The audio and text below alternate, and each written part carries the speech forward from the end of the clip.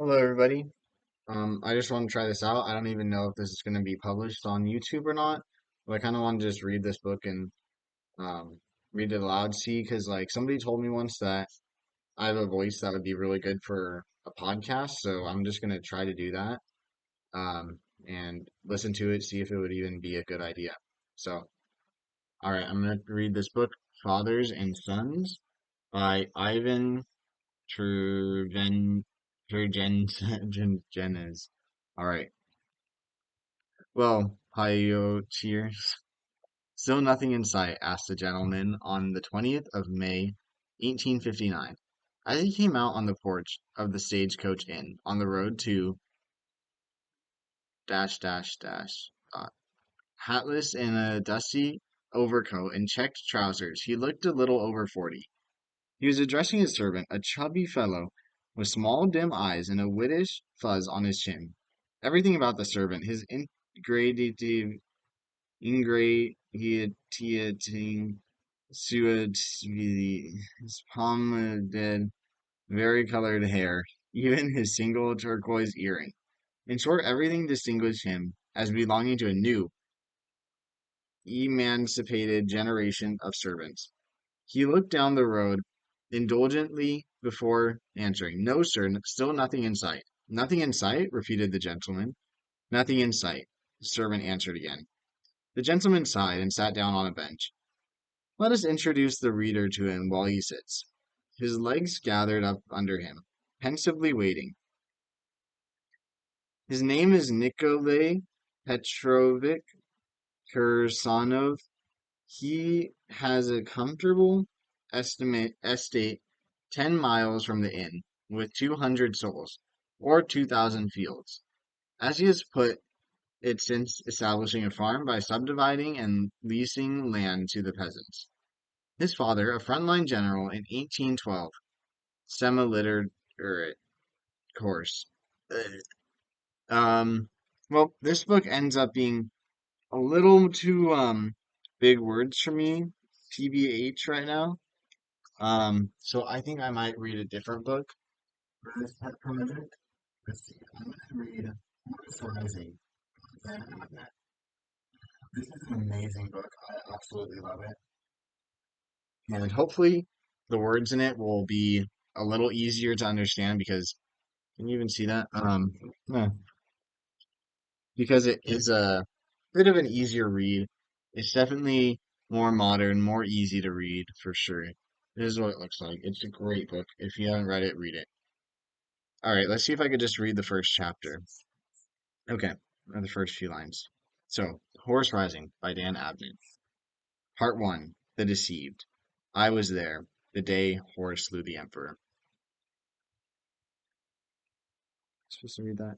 Myths grow like crystals, according to their own recurrent pattern, but there must be a suitable core to start their growth. Attributed to the remembrancer, coastler. The difference between gods and demons largely depends on where one is standing at the time. The Primarch Lorgar. The new light of science shines more brightly than the old light of sorcery. Why then do we not seem to see as far? The Semitorum philosopher Shalonam. One, blood from misunderstanding. Our brethren in ignorance, the emperor dies. I was there, he would say afterwards, until afterwards became a time quite devoid of laughter. I was there the day Horus slew the emperor. It was a delicious conceit, and his comrades would chuckle at the sheer treason of it. The story was a good one.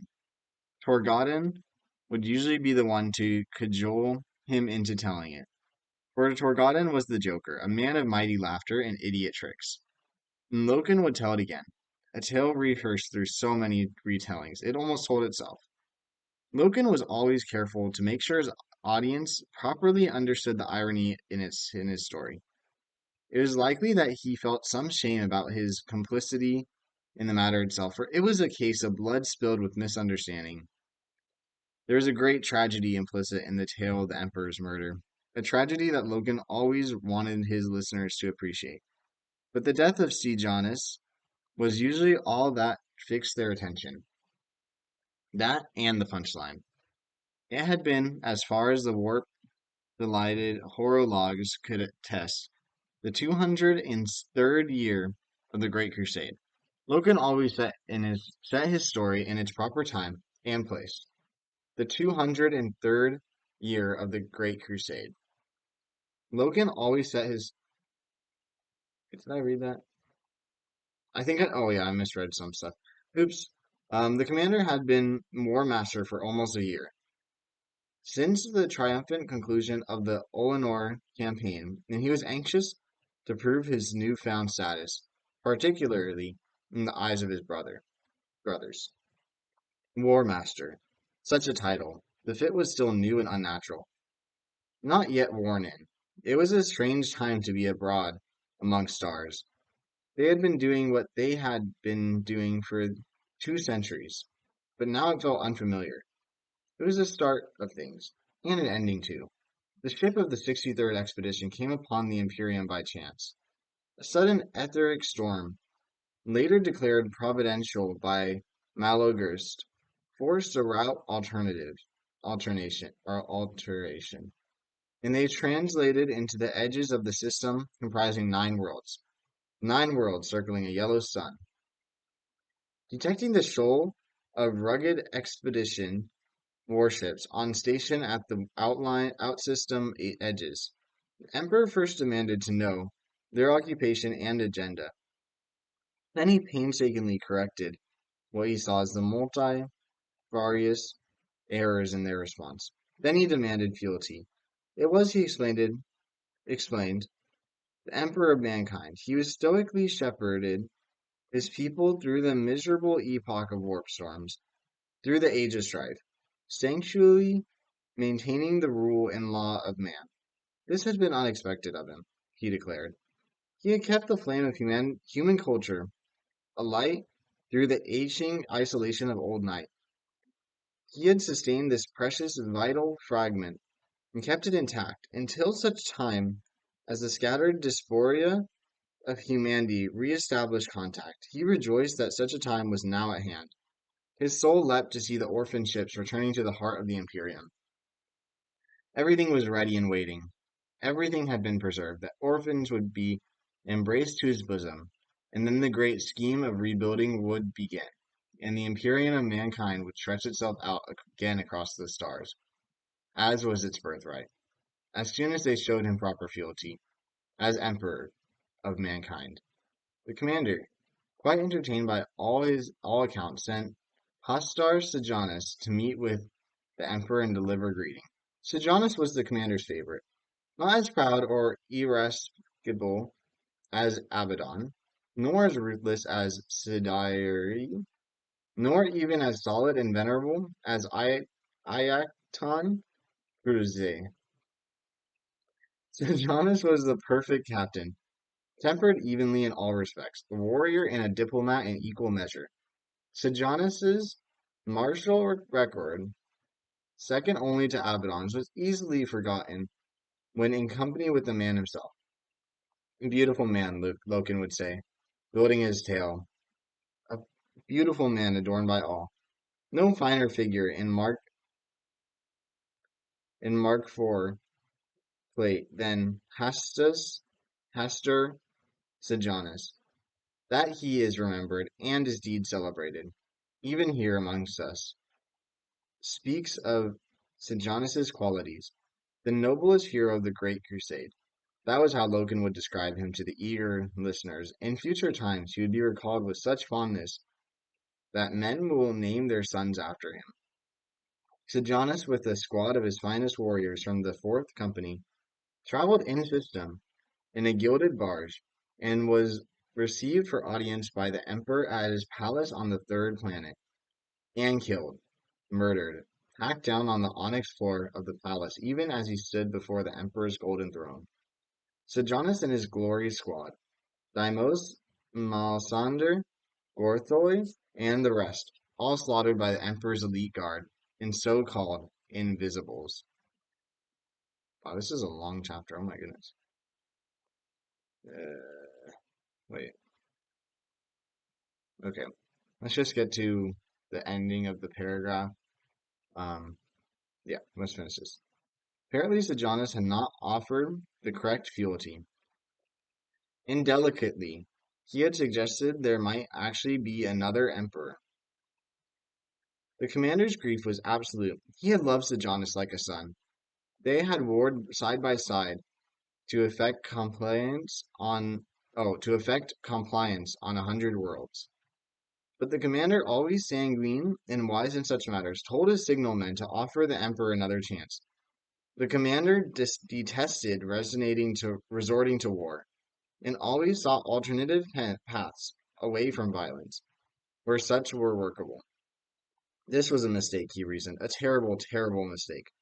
Peace could be salvaged. This emperor could be made to understand. It was about then, Loken liked to add, that a suggestion of quote marks began to appear around the emperor's name. It was determined that a second embassy would be dispatched. Malagust volunteered at once. The commander agreed, but ordered the spear tip forwards into assault range. The intent was clear. One hand extended open, in peace, the other held ready as a fist. If the second embassy failed, or similarly met with violence, then the fist would already be in position to strike.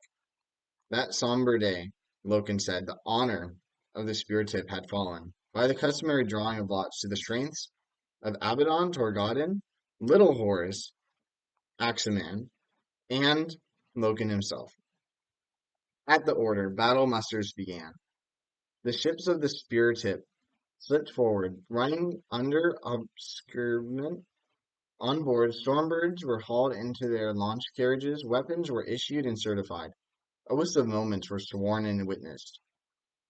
Armor was machined into place around the anointed bodies of the chosen.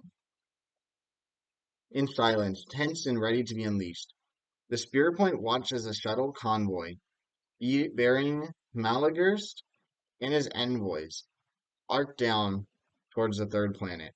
Surface batteries smashed them out of the heavens. As the burning scads of debris from Malagur's flotilla billowed away into the atmosphere, the Emperor's fleet elements rose up out of the oceans, out of the high cloud, out of the gravity wells of nearby moons. 600 warships revealed and armored for war. Abaddon broke obscurement and made a final personal plea to the Emperor, beseeching him to see sense.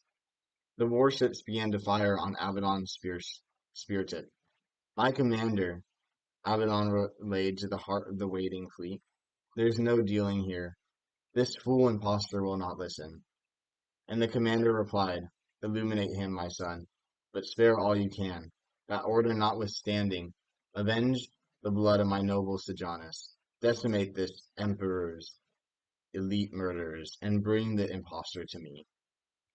And so, Loken would say, we made war upon our brethren, so lost in ignorance. So, I'm going to rewatch this, see if it's good. If I want to, I might upload this to YouTube. I'll upload all of it, even the father, son, whatever. Um, I don't know if I'm going to make more of these, so enjoy this while you got it.